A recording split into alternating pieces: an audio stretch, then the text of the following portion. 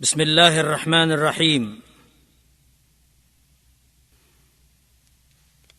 الحمد لله رب العالمين، والصلاة والسلام على رسول الله وعلى آله وصحبه أجمعين، وبعد.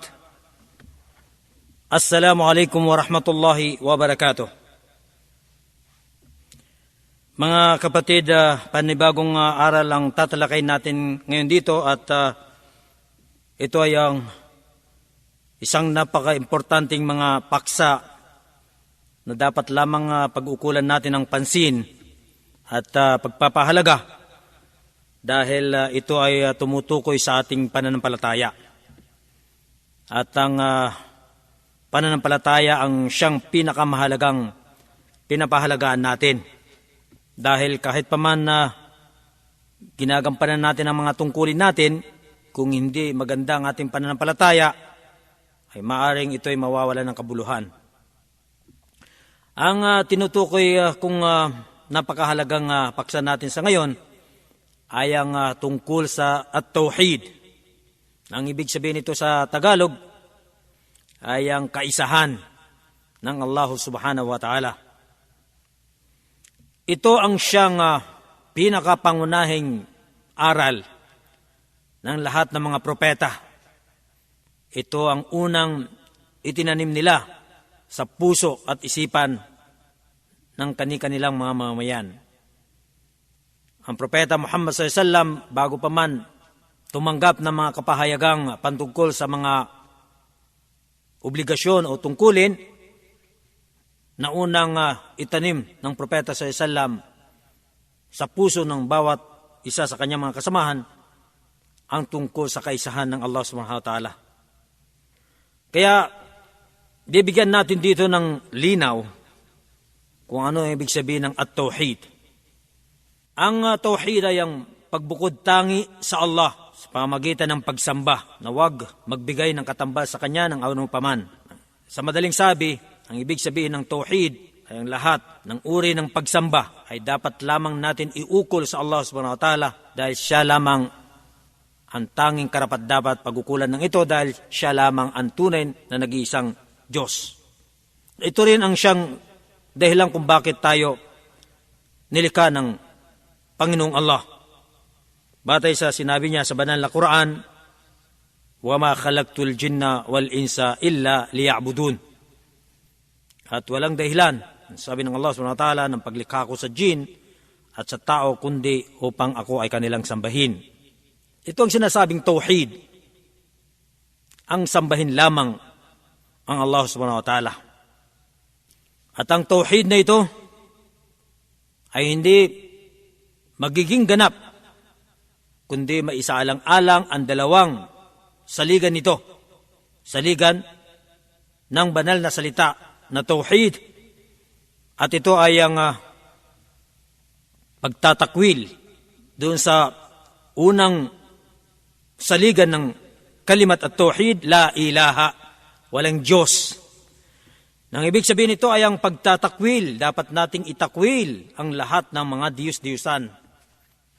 Marami kasi ang mga sinasamba ng mga tao na mga diyos-diyusan. Ibig sabihin ng Diyos-diyusan ay hindi totoo mga Diyos. At ang ikalawang saligan nito ay ang kabuuan ng kalimat at tauhid, illallah, maliban sa Allah. Ang ibig sabihin, maliban sa Allah, siya lamang ang tanging nag-iisang Diyos. Ito ay bilang pagpapatotoo na siya lang ang nag-iisang Diyos na karapat-dapat pagsambahin sa lahat ng uri ng pagsamba. Kaya ito ang ibig sabihin ng tauhid. Ifradullah subhanahu wa ta'ala bil ibadah, fala yushraku bihi shay. Kailangan nating ibukod tangi lamang sa Allah ang pagsamba nang walang pagtatambal ng anupaman sa Kanya. Para maging malinaw at maliwanag ang ibig sabihin ng tauhid, tatalakay natin dito ang tatlong uri ng tauhid. Ginawang tatlong uri upang maging napakaliwanag ang ibig sabihin ng kaisahan. Kaya ang unang uri nito ay ang tauhid ar-rububiyah, ang kaisahan ng Allah sa kanyang mga gawain. Ito ang maliwanag na ibig sabihin nito, ang kaisahan ng Allah sa kanyang pagkapanginoon. Ang ibig sabihin ay ang kaisahan ng Allah sa kanyang mga gawain. Pangalawa, tauhid al-uluhiyah, ang kaisahan ng Allah sa kanyang pagkadiyos. Nang ibig sabihin, ang kanyang kaisahan sa pagsamba sa kanya. Ang ikatlo, tauhid al-asma wa sifat, ang kaisahan ng Allah sa kanyang mga pangalan at katangian. Isa-isayin natin para lalo pang maging malinaw sa atin ang sinasabing kaisahan ng Allah. Ang kaisahan ng Allah sa kanyang pagkapanginoon, ang ibig sabihin ay ang kaisahan ng Allah sa kanyang mga gawa, na siya yung lumilikha, siya yung bumubuhay, siya yung bumabawi ng kamatayan, tumutustos, nagpapaulan, namamahala sa sanglibutan na ito. Patungkol ito sa lahat ng kanyang mga gawa. At ito ay kinilala at tinanggap ng mga hindi Muslim, maliban pa sa mga Muslim. Ang ibig sabihin, ang lahat ng may makadiyos na katuruan ay kumikilala dito. Ang mga Hudyo, kinikilala nila ang kaisahan ng Diyos sa kanyang mga gawa. Ang mga Kristiyano, kinikilala nila, tinatanggap na ang Diyos, na ang Allah, ang siyang lumikha sa atin, ang tumutustos sa atin, ang namamahala sa atin, ang lahat. Kaya nga, matutungayan sa banal na Quran, sa surat Yunus, aya 31, sinabi ng Allah subhanahu wa ta'ala, "Qul, may yarzukukum minas sama'i wal ard, am may yamliku as-sam'a wal absara, wa may yukhrijul hayya minal mayyit, wa yukhrijul mayyita minal hayy, wa may yudabbirul amr, fasayakuluna Allah, faqul afala tattaqun." Sabi ng Allah subhanahu wa ta'ala, sabihin mo o Muhammad, sino ang tumutustos sa kanila mula sa kalangitan at kalupaan, at sino ang may hawak ng pandinig at paningin, at sino ang nagpapaluwal ng buhay mula sa patay at nagpapaluwal ng patay mula sa buhay, at sino nga ba ang namamahala ng lahat ng bagay? Katiyakang sila ay nagsasabi, ang Allah. Kaya sabihin mo Muhammad, hindi ba sila nagkakaroon ng tunay na takot? Sa sinabi niyang, fasayakuluna Allah, katiyakang sasabihin nila, ang Allah. Ibig sabihin, ang lahat ng katangian ng Allah na ito na nabanggit, na siya yung tumutustos, namamahala ng ating pandinig at paningin, nagpapaluwal ng buhay sa patay, at ng patay mula sa buhay, namamahala ng lahat ng bagay, ang Allah subhanahu wa ta'ala. Napakarami pa mga talata sa Quran na matutunghayan dito ang nagpapatotoo na kinikilala ng mga Hudyo at ng mga Kristiyano ang pagkapanginoon ng Allah. Ang ibig sabihin ay ang tungkol sa kanyang mga gawa. Ngayon, sa paniniwalang ito ay hindi magiging ganap hanggat hindi maisabuhay ng isang tao ang ikalawang uri ng tauhid, ang tauhid al-uluhiyah, ang kaisahan ng Allah sa kanyang pagkadiyos. Ang ibig sabihin ng kaisahan ng Allah sa kanyang pagkadiyos, at dahil nga siya ang namamahala ng lahat, ang nangangasiwa ng lahat, dapat sa kanya lamang iukol ang lahat ng uri ng pagsamba. Ito ay sinasabing tauhid al-uluhiyah, ang kaisahan ng Allah sa kanyang pagkadiyos. Ngayon, ang tanging mga Muslim ang silang nagpapatuto nito, dahil ang mga ibang pananampalataya, kahit pa man sila ay naniniwala sa unang uri ng tauhid, pero hindi nila binibigyan ng patotoo ang kaisahan ng Diyos sa pagsamba sa Kanya. Ang mga Kristiyano, kinikilala nila ang kapangyarihan ng Diyos, ang pagkapanginoon ng Diyos, pero hindi nila ibinubukod tangi sa Kanya ang pagsamba lamang sa Kanya, dahil sumasamba sila ng iba pa maliban sa Diyos. Kaya hindi nila na ibibigay sa Kanya ang tunay na Kanyang karapatan na sambahin lamang siya. Kaya, ang ibig sabihin ng tauhid al-uluhiyah, ibaling ang lahat ng uri ng pagsamba sa Kanya lamang. At alam natin na napakauri o napakarami ng uri ng pagsamba. Pagdarasal, pagkaayuno, pagpapatira pa, panunumpa, pagpanata, pag-alay ng hayop, ano pa man, lahat ng ito ay pagsamba na dapat iukol lamang sa Allah subhanahu wa ta'ala, dahil siya ang tunay na nag-iisang Diyos na karapat-dapat sambahin. Sa madaling sabi, ang ibig sabihin ng ibada ayon sa pagsasalaysay ng Sheikhul Islam na si Ibn Taymiyyah, kahabagan nawa siya ng Allah, maraming nagbigay ng paliwanag tungkol sa ibada, pero dahil sa mas madali ipaliwanag itong pagpapaliwanag ni Sheikhul Islam Ibn Taymiyyah, ito na lang yung ipapaliwanag natin dito.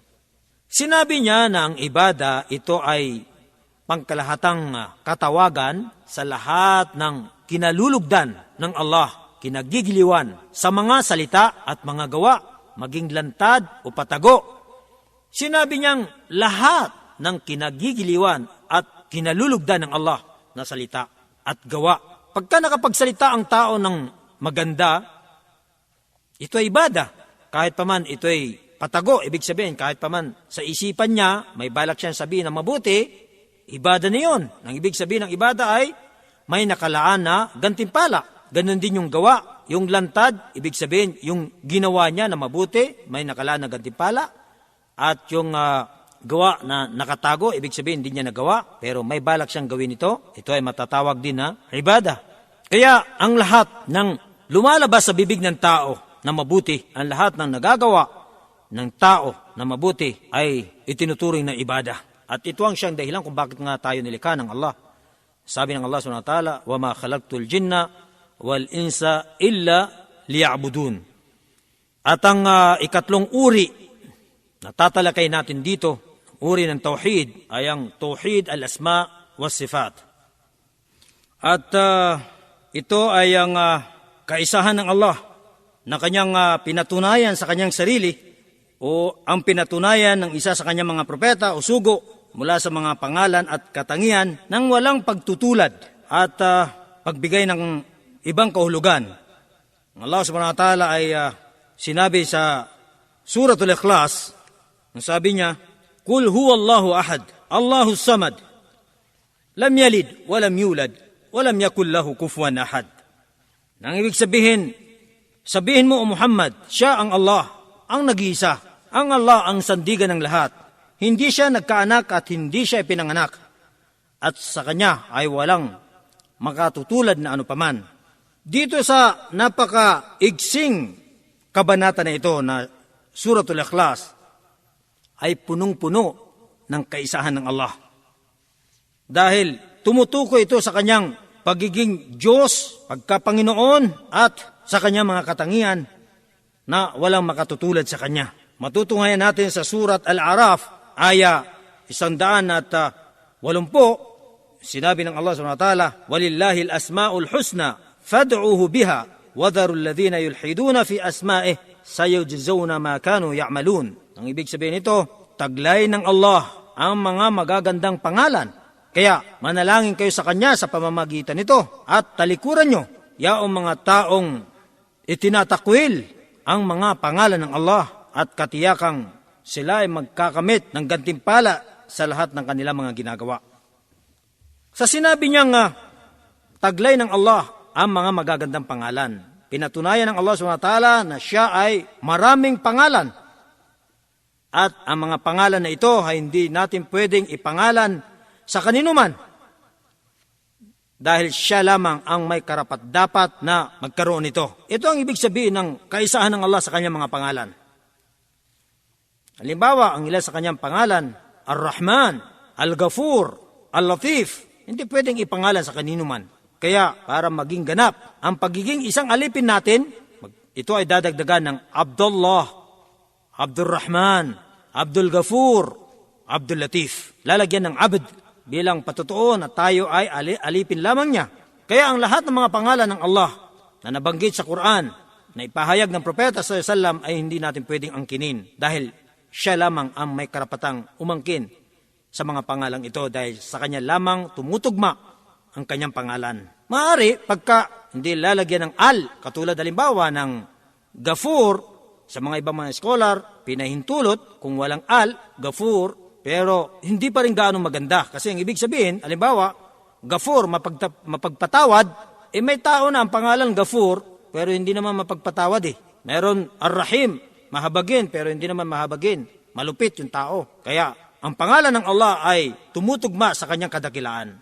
Al-Ghafur, tunay na siya ay mapagpatawad. Ar-Rahim, tunay na siya ay mahabagin. Kaya hindi natin pwedeng angkinin ang kanyang natatanging mga pangalan. Dito sa Surat Ash-Shura, aya 11, sinabi niya, Laysa kamithlihi shay wa huwa as-sami'ul basir. At walang makakatulad sa kanya na ano paman, siya ang nakaririnig at nakakakita. Wala siyang katulad. Halimbawa, sinabi niya dito, siya ang nakakarinig. O, tayo nakakarinig din. Pero magkaiba, may limitasyon ang ating pandinig. Kahit pa man sabihin natin na pareho yung pagtawag, siya nakakarinig din tayo, siya ay nakakakita rin tayo, Pero magkaiba. Tayo may limitasyon ang ating pandinig. Ang Allah subhanahu wa ta'ala ay walang limitasyon. Ganon din yung pagtingin. Ang pagtingin natin ay may limitasyon sa kabila ng kwarto, hindi natin nakikita. Samantalang Allah subhanahu wa ta'ala, nakikita niyang lahat. Mayroon ngang sinabi na ang isang langgam na napakaliit na itim, nasa gitna ng napakalaking bato na itim, at nasa kalagitnaan ng dilim, yung madilim na madilim. Kung sa pangkaraniwang pagtingin, katulad natin, hindi natin makikita ang isang napakaliit na langgam na itim sa gitna na napakalaking bato na itim at sa kadiliman. Hindi natin makikita dahil may limitasyon ang ating pagtingin. Samantalang Allah subhanahu wa ta'ala, nakikita niya dahil walang limitasyon ang kanyang pagtingin. Walang limitasyon ang kanyang pandinig. Kaya ang katangian ng Allah ay naiiba. Hindi natin pwedeng angkinin ang kanyang katangian. Ito ang ibig sabihin ng kaisa ng Allah sa kanyang mga pangalan at katangian. Kaya halimbawa, si Al-Imam Malik, nung siya ay tanungin tungkol sa pagtaas ng Allah subhanahu wa ta'ala sa kanyang trono, thumma stawa 'ala al-'arsh. Pagkatapos ay pumaibabaw siya sa kanyang trono, tinanong siya anong ibig sabihin ng pumaibabaw. Paano? Ang sinabi ni Al-Imam Malik, ang pag-ibabaw ay kilala, alam natin. Alam natin yon. Pagka ikaw natin sa isipan, pumaibabaw, malinaw. Pero kung paano, hindi. Yun ang hindi natin alam. Paano pumaibabaw? Yun ang hindi natin alam. At ang paniniwala dito ay obligado. Obligado nating paniwalaan ng Allah subhanahu wa ta'ala ay pumaibabaw sa kanyang trono, pero kung paano, hindi natin alam. At ang pagtatanong tungkol dito, sabi ni Imam Malik ay bid'ah. Wala sa Islam. Ito ang ibig sabihin ng Tauhid al-Asma wa Sifat. Kaya yung tatlong uri ng Tauhid, ang kaisa ng Allah sa kanyang Panginoon, pagka-Panginoon, yun yung Tauhid al-Rububiyya, na tumutukoy sa lahat ng kanyang mga gawa. Pangalawa, Tauhid al-Uluhiyya, ang kaisa ng Allah sa kanyang pagka-Diyos. Ito naman ay tumutukoy sa lahat ng uri ng pagsamba na dapat iukol lamang sa kanya. At ang ikatlo ay ang Tauhid al-Asma wa Sifat, ng lahat ng kanyang mga pangalan at mga katangian, ay siya lamang ang dapat umangkin nito dahil siya lamang ang karapat-dapat nito.